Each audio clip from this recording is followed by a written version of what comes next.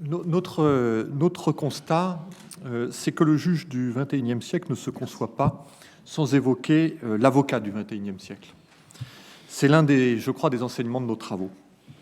L'avocat du XXIe siècle ne peut pas ne pas investir donc le champ de la résolution amiable des litiges, et plus encore, il doit en être l'acteur central.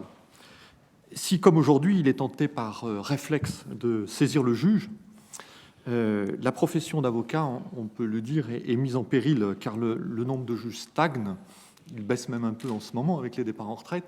Il augmentera peut-être, mais certainement pas à la hauteur de l'augmentation du nombre des avocats. Comment ? Tant mieux, tant mieux. Je ne demande qu'à être corrigé sur ce point. Mais c'est peut-être pas le problème essentiel. Le problème essentiel, c'est que la résolution amiable des litiges est souvent beaucoup plus efficace parce que, au-delà du litige, il y a souvent un conflit.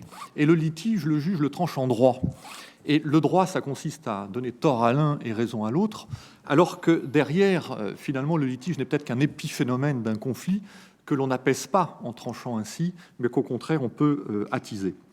Alors, il faut absolument réaliser une mutation, et pour ça, il faut deux conditions. Bien sûr, un changement culturel, je n'insiste pas, mais l'avocat peut très certainement être le levier de ce changement culturel dans les conseils qu'il donne à son client. Mais c'est aussi des instruments qu'il faut mettre qu'il faut créer pour permettre aux avocats de résoudre eux-mêmes le litige. Et c'est comme ça qu'on en vient à l'acte de procédure d'avocat.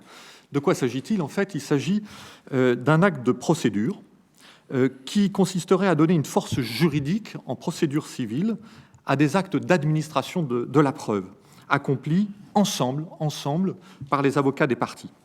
En fait, ce terme fait un peu écho à celui d'une autre notion qui est celle d'acte d'avocat, stricto sensu, qui a été créée très récemment par la loi du 28 mars 2011. Il en constitue en quelque sorte la transposition en procédure civile. Alors, de quoi s'agit-il exactement ? Le mieux, c'est de partir d'un exemple. Alors, un exemple peut être tiré d'une anecdote ultra simple, très classique, deux voisins. L'acte de procédure d'avocat. Acte de procédure d'avocat. Alors, imaginons deux voisins, un mur fissuré entre les deux propriétés, un arbre planté à proximité du mur avec des racines foisonnantes. C'est un cas très classique. Les avocats ont convaincu leur partie, leurs clients, de se rendre sur place. Et ils vont constater des visu ce qu'il se passe. C'est quoi le litige ? Alors là, ils vont pouvoir faire ce qu'on appelle un premier acte de procédure d'avocat, qui est un acte de constatation. Alors, ce n'est pas tout à fait comme un acte d'huissier. Pourquoi ? Parce que l'acte d'huissier, c'est une photographie. Tandis que là, ils vont aller beaucoup plus loin que la simple photographie des lieux. Ils vont déjà donner une interprétation dès lors qu'ils sont d'accord entre eux pour conclure qu'effectivement, il y a un lien causal, par exemple, entre certaines racines et certaines fissures constatées sur le mur. Mais si ça les dépasse au plan technique et qu'ils ne peuvent pas eux-mêmes faire procéder à des constatations causales, ils peuvent faire un deuxième acte de procédure d'avocat qui consisterait à faire appel à un sachant. Pas besoin de passer devant le juge, ils vont le désigner eux-mêmes parce que, encore une fois, ils sont dans cette démarche où ils sont d'accord pour le faire ensemble. Donc ils vont désigner un sachant, et ce sachant va venir sur les lieux, pas besoin d'un long rapport. Il va lui aussi, sur les lieux, expliquer, technicien qu'il est, ce qu'il comprend des choses qu'il voit. Et il va pouvoir dire, par exemple, cette fissure, manifestement, elle est liée à la racine qui est ici, mais en revanche, la fissure qu'on voit là n'a rien à voir. Celle-là, elle est liée au faitage du mur qui est dégradé. Et à partir de ce moment-là, les avocats vont, comprenant la cause, éventuellement en questionnant et en poussant dans ses retranchements le sachant, vont coucher par écrit ce qu'ils ont compris de la causalité. Et ainsi de suite. Et comme ça, il peut y avoir beaucoup d'actes d'avocats qui sont des actes donc de constatation, des actes de désignation. Ça peut être aussi des actes d'authentification. Par exemple, l'acte d'authentification, quand une pièce est détenue chez un tiers, c'est toujours un énorme problème pour se la procurer dans le cadre d'un litige. Là, les avocats peuvent aller ensemble procéder à des constatations chez le tiers sans aucun dommage et sans aucun effort pour ce tiers qui n'aura pas besoin de comparaître dans une procédure. Et ils peuvent aussi procéder à des actes d'audition. Alors on peut auditionner des témoins, on peut auditionner les parties elles-mêmes pour savoir exactement quel est le fond de leurs problèmes, qu'est-ce que derrière leurs prétentions en réalité se cache en termes de souhaits ou de réelles prétentions. Et puis on peut entendre de la même façon tout sachant ou tout tiers.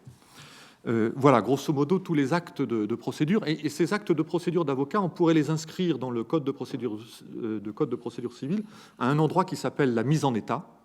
Mais ces actes étant institués dans le code de procédure civile et permettant aux avocats d'être maîtres en quelque sorte de la mise en état des dossiers et de donner au juge un dossier en quelque sorte tout ficelé, pourraient aussi être utilisés pour être introduits, mais cette fois par convention, dans la procédure participative qui existe dans notre texte, mais qui pour l'instant est une coquille un peu vide, puisque on ne sait pas très bien quoi mettre dans ces conventions de procédure participative, qui sont d'ailleurs très peu utilisées.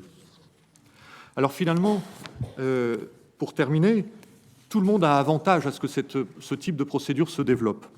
Le juge, parce que le juge, lui, peut se concentrer davantage sur le fond du litige, et ce qui est son principal office. Et ce qui allégerait du coup sa charge dans l'administration de la preuve et dans la gestion de ce que j'appelle les litiges dans le litige, puisque la mise en état, c'est souvent des litiges dans le litige que le juge doit trancher. Et ça lui permettrait de disposer de dossiers beaucoup mieux préparés dans lesquels les questions en litige seraient beaucoup mieux circonscrites. Pour les avocats, ça leur permettrait de développer de nouveaux domaines d'intervention professionnelle dans leur cœur de métier. Donc là, il y a un nouveau métier à inventer, la rédaction des actes de procédure d'avocats. Donc là, il faudrait même recruter des avocats, alors qu'aujourd'hui, on se demande ce qu'on va faire de ceux qui arrivent sur le marché.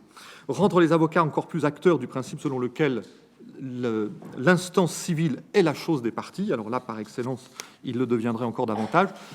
Et ça leur permettrait aussi de bénéficier des avantages économiques qui s'attachent à la réduction des délais de traitement des affaires. Parce que moins il y aura de juges, plus en fait les honoraires seront attendus par l'avocat. Au contraire, plus un litige sera résolu rapidement, plus les honoraires arriveront vite.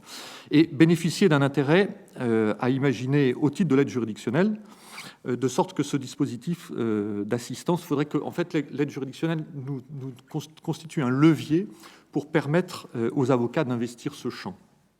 Pour les tiers, éviter l'épreuve de la comparution devant le tribunal, un témoin par exemple qui serait auditionné par des avocats, ou coopérer à la résolution du litige dans lequel il se trouve impliqué dans un cadre plutôt consensuel que dans un cadre d'opposition dans une salle d'audience. Pour les parties, ça permettrait aux avocats de présenter au juge un dossier beaucoup mieux circonscrit en termes de questions à poser au juge, gagner du temps en donnant aux parties une plus grande maîtrise de la mise en état des dossiers, favoriser au stade de l'administration de la preuve un accord transactionnel. Parce que dans l'exemple que je vous donnais tout à l'heure, il y a toute chance qu'une fois qu'on s'est déplacé sur les lieux, qu'on a fait venir un sachant et qu'on s'est bien mis d'accord sur la cause, l'accord arrive derrière de façon quasi automatique. Et dans certains cas, économiser le recours à des sachants, puisque le recours à des sachants, quand on désigne un expert, en matière civile, le plus souvent, c'est un an de procédure avant qu'on arrive au terme de cette expertise et que commence enfin la mise en état du dossier. Voilà. Donc, dans cette procédure, tout le monde est gagnant, tous les acteurs de la procédure sont gagnants.